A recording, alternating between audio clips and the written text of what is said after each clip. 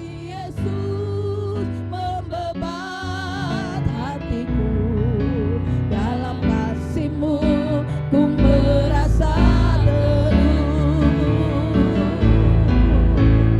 Kasih Yesus mengalir dalamku seperti sungai yang tak pernah kering. Kasih Yesus membebat hatiku, dalam kasih-Mu ku merasa terkasih. Kasih Yesus mengalir dalamku seperti sungai yang tak pernah kering. Kasih Yesus membebat hatiku, dalam kasih-Mu ku merasa kasih Yesus. Selamat pagi jemaat Tuhan yang mengikuti ibadah ini, baik dari rumah masing-masing maupun yang hadir di tempat ini di gereja. Puji Tuhan, Tuhan baik atas kita. Dan kalau kita melihat ke belakang, menghitung-hitung setiap hari apa yang kita alami, apa yang kita rasakan di hari-hari yang sudah berlalu, maka kalau andai kata mau ditimbang dengan neraca, tentunya kita akan mendapati bahwa lebih banyak pertolongan Tuhan yang kita alami, lebih banyak kebaikan Tuhan yang kita alami. Kita mungkin mengalami hal-hal yang merumitkan kita, tapi jika dibandingkan dengan kebaikan dan kemurahan Tuhan yang kita dapatkan, tentunya itu tidak seimbang. Lebih banyak tentunya pertolongan Tuhan, kasih Tuhan, sayang Tuhan, cinta Tuhan yang kita alami dalam kehidupan kita. Puji Tuhan, pada pagi hari ini saudara-saudara, kita mau belajar sedikit dari firman Tuhan. Dalam pesan Tuhan pada pagi hari ini lewat firman-Nya, kita akan melihat Alkitab kita akan membuka dalam kitab Markus pasal yang ke-12. Ada sebuah cerita yang pendek di sana saudara-saudara, tapi cerita ini memberikan kepada kita beberapa hal menyangkut apa yang harus kita lakukan, apa yang harus kita perbuat dalam Tuhan di hari-hari ini saudara-saudara. Sebab hal itu merupakan hal yang Tuhan rindukan untuk kita lakukan dan kita alami. Mari kita lihat Markus pasal 12, ada sebuah cerita yang pendek, ayat 41 sampai dengan ayat 44.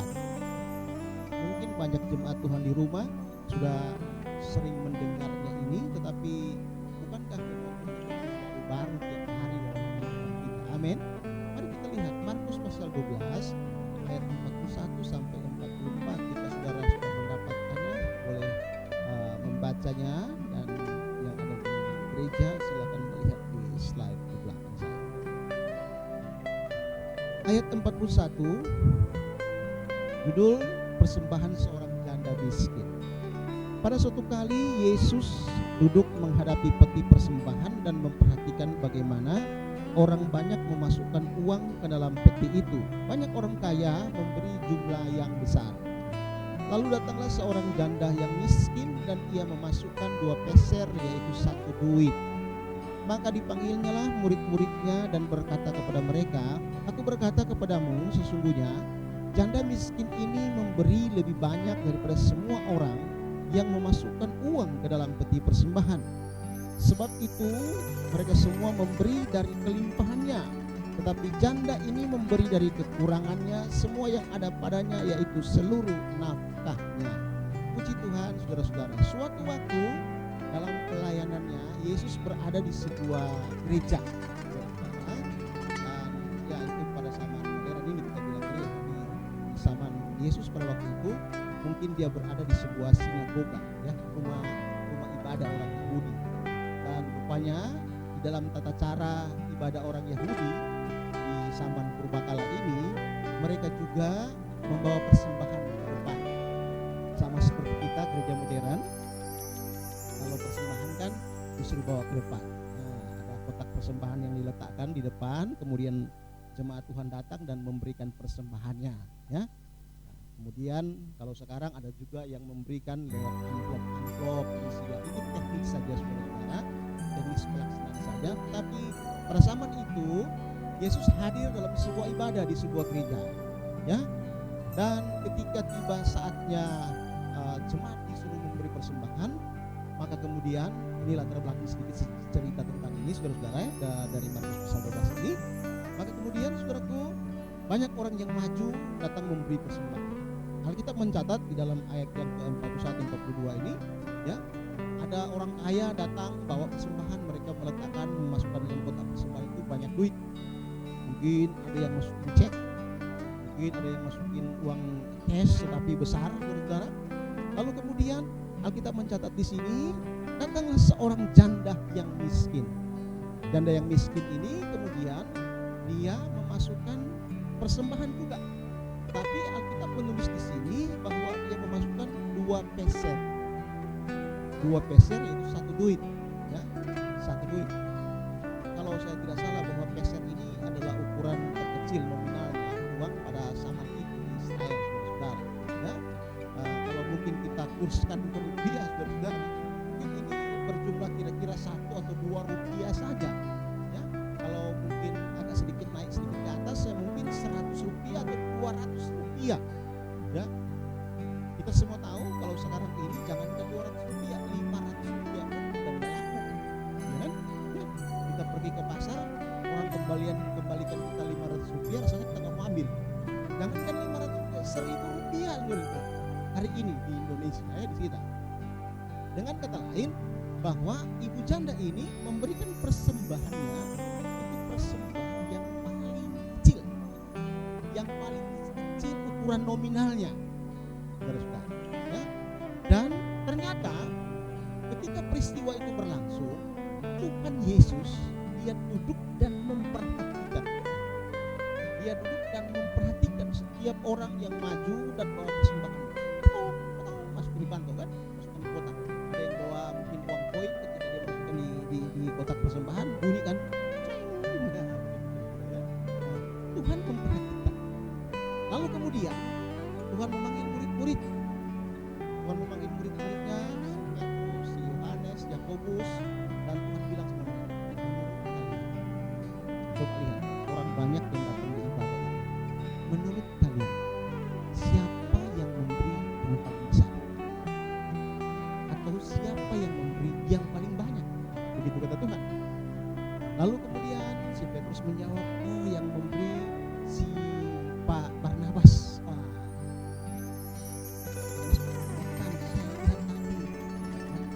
Ada si Pak Anwar yang dia nggak kasih duit, tapi dia kasih cek. Biasa kalau ukuran cek kan batu besar gitu kira-kira, ya.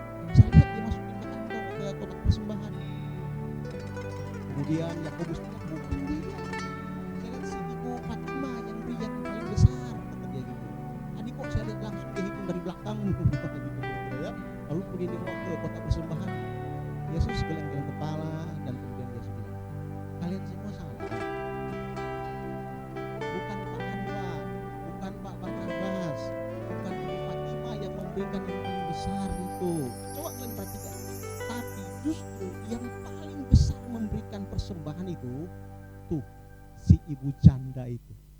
Alkitab memang sudah tidak tulis siapa nama ibu janda tersebut, saudara-saudara, ya. Dia bilang ibu janda Sofia kah, ibu janda Daisy kah, atau lain-lain, ya. Atau kita bilang ibu janda itu yang semua terperangah. Petrus, Yakobus, ya, semua mereka Yakobus, bukan Tuhan. Iya. Ibu janda itulah yang memberikan yang besar. Karena kalau kita lihat pernyataan Tuhan itu ditegaskan dalam ayat 44. Sebab mereka semua memberi dari kelimpahannya. Jadi Pak Anwar, Pak Barnabas, Ibu Fatima, mereka memberi dari kelimpahannya. Tetapi janda ini memberi dari kekurangannya.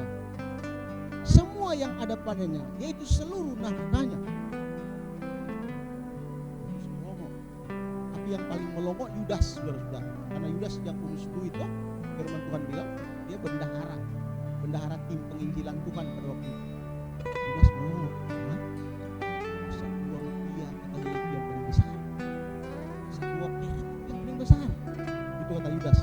dia nggak berani keluarin kata-kata di dalam hati dia aja, saudara-saudara.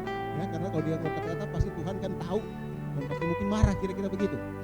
Nah, saudara, kita lihat kira-kira hal apa yang dapat kita pelajari dari cerita ini, saudara-saudara. Saya memberikan ada 3 alasan yang besar yang mesti kita perhatikan dari cerita ini dalam Markus 12 ayat 41 sampai 44. Hal yang pertama dari cerita ibu janda yang miskin ini, saudara-saudara, adalah bahwa memberi persembahan itu menjadi fokus penilaian Tuhan. Sekali lagi, bahwa kita membawa atau memberi persembahan di gereja itu menjadi fokus dari penilaian pengamatan Tuhan. Tuhan tidak pernah mengalihkan pandangan atau perhatiannya dari kita yang memberikan persembahan, saudara-saudara. Persembahan di sini, saudara-saudara, itu berbicara semua materi yang kita beri. Dan yang kedua, seluruh hidup yang kita miliki, itu persembahan. Sekali lagi, persembahan di sini berbicara tentang semua materi yang kita punya, kita berikan kepada Tuhan, dan seluruh hidup yang kita punya, kita berikan kepada Tuhan. Oh, pendeta, lantas apa yang saya punya lagi kalau seperti itu? Saya dulu gak punya apa-apa dong Pak Pendeta kalau semua saya beri. Konteksnya bukan seperti itu. Tetapi yang kita lihat dari cerita ibu janda ini, bahwa motivasi yang ibu janda punya ini, saudara-saudara, memampukan dia bahkan untuk memberi, Alkitab catat, bahkan seluruh nafkahnya. Selain berkata bahkan seluruh hidupnya. Ketika di dalam hati kita terpatri rasa cinta kita akan dia, rasa kasih dia, rasa kasih kita akan dia, maka kita akan dengan rela dan sukacita untuk memberikan kepada Tuhan, bukan cuma materi yang kita punya, bahkan seluruh kehidupan kita. Hal ini jarang kita jumpa dalam kehidupan anak Tuhan pada hari ini. Hari ini anak-anak Tuhan sudah banyak perhitungan dengan Tuhan. Hari ini anak-anak Tuhan memberi bukan dari kekurangan mereka. Mereka tidak akan pernah berani memberi dari kekurangan mereka, tetapi memberi jika dia punya, memberi jika dia mampu, saudara-saudara. Ternyata kalau mau lihat derajatnya, memberi dari kekurangan itu lebih bermakna, lebih bernilai di mata Allah daripada kita memberi dari kelebihan-kelebihan kita. Mungkin saya pernah bilang, kalau mungkin engkau memberi kepada Tuhan, engkau punya 1 miliar duit, ya, engkau memberi mungkin 10 juta ke dalam pelayanan pekerjaan Tuhan, engkau masih punya 990 juta, saudara-saudara. Masih punya banyak. Tapi menjadi persoalan bagi kita sebagai gereja Tuhan jika kita mempersembahkan sesuatu ke Tuhan, ya, bahkan kita pun sudah tidak punya apa-apa. Ibu janda ini mempraktekkannya. Kenapa tidak dibilang ibu janda yang kaya, tapi ibu janda yang miskin? Kita menginginkan kepada kita, firman Tuhan ingin memberikan pesan kepada kita bahwa adalah lebih berkat kita memberi dari kekurangan kita daripada kelebihan kita. Tetapi mungkin tidak menjadi masalah jika kita punya lebih dan kita memberi. Mungkin tidak menjadi masalah, saudara-saudara. Kita mempunyai lebih dan kita memberi dalam sikap hati kita yang benar. Sebab banyak orang dia punya lebih, tapi dia memberi bukan karena motivasi ingin memberi, mungkin karena pamer atau sekedar melakukan kewajibannya sebagai anak Tuhan. Ya, saya berkorban, saya memberi, kira-kira seperti itu. Yang pertama ini. Jadi yang pertama adalah persembahan dalam hidup kita. Apapun yang kita persembahkan, baik hidup kita sendiri, waktu kita kah, perasaan kita kah, ataukah material yang kita punya kita berikan, itu menjadi fokus penilaian Tuhan. Katakan amin. Yang kedua, saudaraku, ya, respon. Yang kedua, respon. Ibu janda ini, saudara-saudara, dia meresponi kehadiran Tuhan dalam hidupnya. Saya percaya ibu janda ini adalah ibu janda yang cinta Tuhan, ibu janda yang percaya Tuhan. Dari mana pengetahuannya dia datang ke sinagoga, datang ke rumah Tuhan dan kemudian memberi persembahan kalau dia tidak percaya kepada Tuhan? Ibu janda ini seorang yang percaya Tuhan dan memiliki respon yang bagus. Respon adalah tindakan dalam kepatuhan dan ketaatan kita akan firman. Ini respon yang benar, ya. Jadi respon yang benar sebagai seorang anak Tuhan ketika kita mendengarkan firman, ketika kita mengingat atau melihat pelayanan, respon kita adalah kita nyatakan dalam sebuah tindakan dalam kepatuhan dan ketaatan kita akan Dia. Banyak jemaat Tuhan yang memiliki respon terhadap pelayanan, terhadap suara Tuhan, tapi responnya negatif. Nanti aja dulu tuh, kapan-kapan saja tuh. Nanti kalau sudah saya hidup senang, barulah Tuhan saya mau melayani Tuhan. Barulah Tuhan saya mau, ketika saya nanti punya kesempatan atau waktu Tuhan, baru saya akan melayani. Tidak, saudara-saudara. Ibu janda ini, kalau melihat dari banyak hal, dari sudut waktu, dari sudut keadaan, situasinya, tidak mungkin ibu janda ini, saudara-saudara, memberi. Tidak mungkin ibu janda ini berkorban, memberikan persembahan bahkan seluruh hidupnya. Tidak ada peluang bagi dia. Kalau dia memberi hari ini semua yang ada padanya, besok dia mau makan apa, dia mau hidup seperti apa. Tapi inilah cara Tuhan, saudara-saudara, yang Tuhan inginkan dari kita. Ya, sebuah respon yang positif, saudara-saudara, dalam bentuk tindakan nyata yang ibu janda ini lakukan, yang ibu janda ini kerjakan dalam ketaatan dan dalam kepatuhannya kepada suara firman Tuhan. Hal yang kedua, dan hal yang ketiga, saudara-saudara, totalitas. Totalitas. Kalau kita lihat masih dalam cerita ini, ya, apakah ibu janda ini berpikir tentang hari esok, tentang apa yang akan dia hidupi, atau apa yang akan dia makan, atau apa yang akan dia minum dan pakai? Menurut firman Tuhan ini, ibu janda ini enggak berpikir seperti itu. Dia berpikir bahwa kesusahan sehari hanyalah untuk sehari, besok itu urusan yang lain. Kalau kita melihat, saudara-saudara, dalam Markus pasal 12 ini, masih di pasal yang sama, bentuk dari totalitas yang ibu janda miliki ini, coba kita lihat Markus 12 ayat 30. Markus 12 ayat 30. Jadi bentuk dari totalitas itu diejahwantakan dalam kalimat-kalimat yang ditulis oleh Markus ini dalam ayat 30 pasal 12. Dia bilang begini, kasihilah Tuhan Allahmu pertama-tama dengan segenap hatimu, dengan segenap jiwamu, dengan segenap akal budimu, dan dengan segenap kekuatan. Apa yang lebih tinggi pengertiannya dari bentuk cinta di dalam hati kita terhadap Tuhan dari apa yang ditulis dalam Markus 12 ayat 30? Apalagi yang lebih tinggi dari ada, saudara. Totalitas yang dimaksud di sini adalah segenap hati.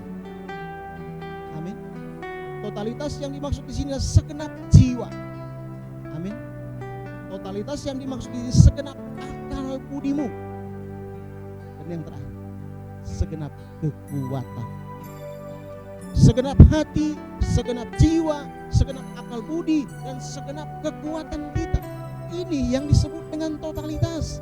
Cara kita mengasihi Allah bukan 50-50, saudara-saudara, bukan 40-60, bukan seperti itu, tetapi cara kita mengasihi Allah. Dan ibu janda ini mempraktikkannya 100%. Amin. Coba kita pikirkan dalam kehidupan kita pada hari ini. Saya katakan bahwa hari ini banyak anak Tuhan mengasihi Tuhan kalau dia punya kebutuhan, kalau dia punya keperluan. Mengasihi Tuhan kalau dia lagi butuh. Ibarat kata, saudara-saudara, Tuhan itu dijadikan kayak dukun, ya. Bila perlu mendapatkan jawaban atas kesulitan hidupnya, datang. Kalau enggak, ya enggak. Mau perlu, ya enggak. Hari ini banyak anak Tuhan yang nyeleneh sikap dan tindakannya kepada Tuhan. Baru hujan sedikit, aduh Pak Pendeta minta maaf nggak bisa pergi gereja karena hujan. Ya. Dia lebih takut hujan daripada Tuhan itu sendiri, kan? Dia berpikir nanti kalau dia kena hujan nanti flu, batuk, pilek, dan kemudian meriang, nah pergi rumah sakit nanti dokter bilang COVID-19, kira-kira seperti itu. Padahal alasan-alasan saja. Dan alasan sepele inilah, saudara-saudara, yang kadang-kadang, ya, Tuhan pun gerak, saudara-saudara. Tuhan pun berpikir, ini rupanya anak Tuhan zaman sekarang, ya. sudahlah, kalau alasan sibuk seperti yang saya sampaikan, wah itu udah memang sudah jadi tradisi, saudara-saudara, ya, jadi tradisi.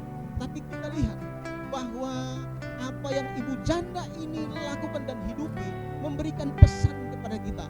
Mari kita mencintai Tuhan dengan pelayanan yang ada di depan kita ini, atau mari kita mencintai Tuhan dan kita membaktikan hidup kita di dalam pelayanan kepada Tuhan total. Amin. Total. Ukuran totalitas seperti yang saya sampaikan di sini, bahwa dengan segenap hati yang kita punya, dengan segenap jiwa yang kita miliki, dengan segenap akal pikiran yang kita miliki, dan seluruh kekuatan kita. Apalagi yang lebih tinggi ukurannya dari hal tersebut? Karena itu jemaat Tuhan yang dikasihi Tuhan. Markus pasal 12 ini memberikan pesan kepada kita, mencintai, menjadi anak Tuhan. Mari jangan kita tanggung-tanggung, saudara-saudara. Wahyu berkata, jika engkau mau panas, engkau harus panas sekalian. Tapi jika engkau dingin, mendingin sekalian. Jangan kita antara ya dan tidak. Mau maju iya, mau mundur juga iya, saudara-saudara, sebagai anak Tuhan. Tapi hari ini firman Tuhan memberikan pesan kepada kita lewat cerita Markus pasal 12 ayat 41 sampai dengan 44 ini. Orang ibu janda, mari kita harus memiliki pengertian bahwa apa yang kita persembahkan kepada Tuhan, apakah itu waktu kita ataukah materi yang kita punya, kita persembahkan kepada Tuhan di rumah Tuhan dalam pelayanan penggembalaan. Tuhan sangat memperhatikan itu. Katakan amin. Yang kedua, saudara-saudara, ya, respon kita terhadap panggilan pelayanan, bahwa kita ini anak Tuhan, kita dijadikan Tuhan sebagai anaknya bukan tanpa tujuan, tapi ada tujuan. Oleh karena itu kita meresponinya dengan benar. Lewat apa? Kita menindakinya dalam kepatuhan dan ketaatan kita akan Tuhan. Amin. Dan kedua hal ini kita lakukan secara apa? Secara total dalam kehidupan kita. Jangan kita menghitung-hitung, jangan kita mengkalkulasi, ya, berkalkulasi dengan kasih Tuhan, saudara-saudara.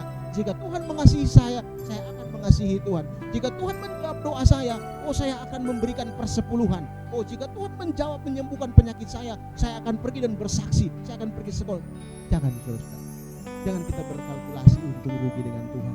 Tapi mari kita secara totalitas kita mengasihi Dia, kita mencintai Dia. Karena memang sudah demikian adanya kita bertindak di dalam Tuhan dan kepada Tuhan. Katakan amin.